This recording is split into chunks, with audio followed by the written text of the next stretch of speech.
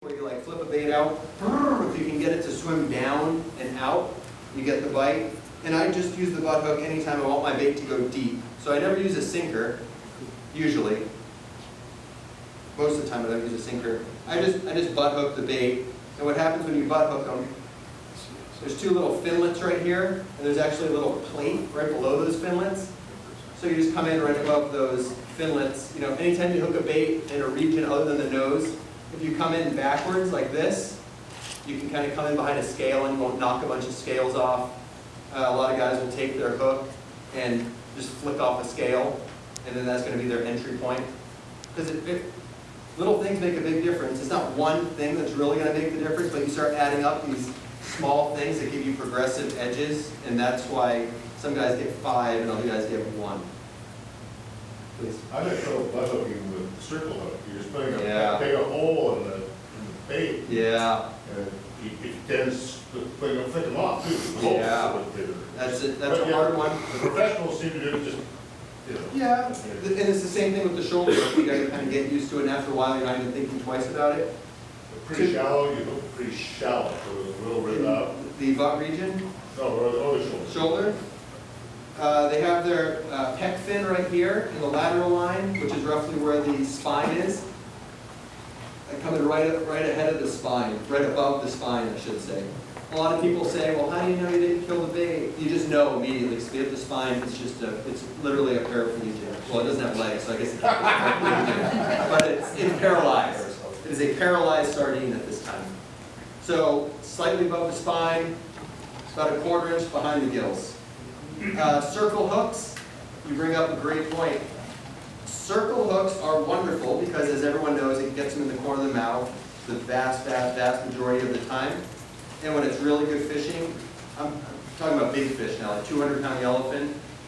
When it's really good fishing and all I have to do is get my sardine out, just like swim sardine on this 50, come on, swim, you know? I don't have to get it from here to the curtain and you're going to get bit, like explosive drift fishing where the boat is drifting and pulling the bait away from you.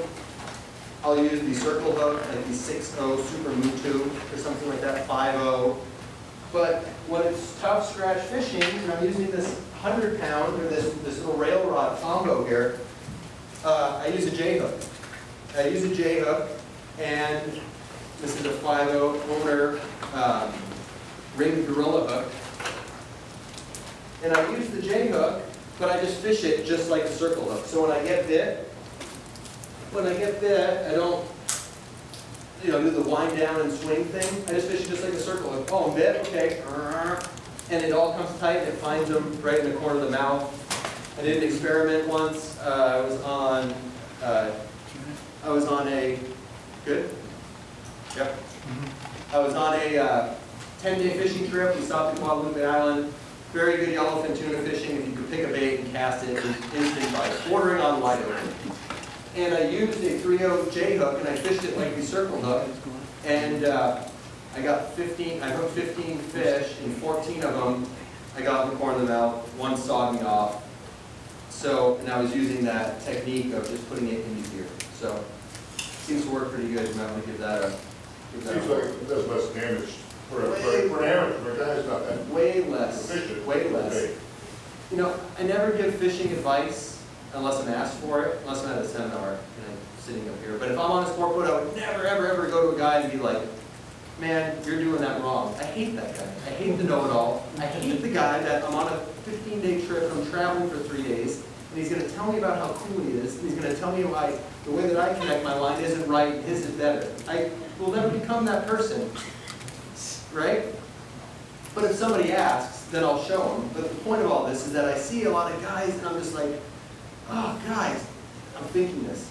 Like, you don't even have a chance. Like, you're out of the game before you can even put a bait in the water, because they go to the bait tank, they pick up the easiest bait to catch, and it's like red, maybe, or it's just not the best one, and they put the hook in it, and it's just like flesh coming out and covering the point of the hook, where they like walk over, literally, it like hits the side of the boat, like, oh, calf, finally, got this rod, it's heavy. Okay, and they drop it straight down, and you just watch the bait kind of like drift away, you know? And I'm not saying that to be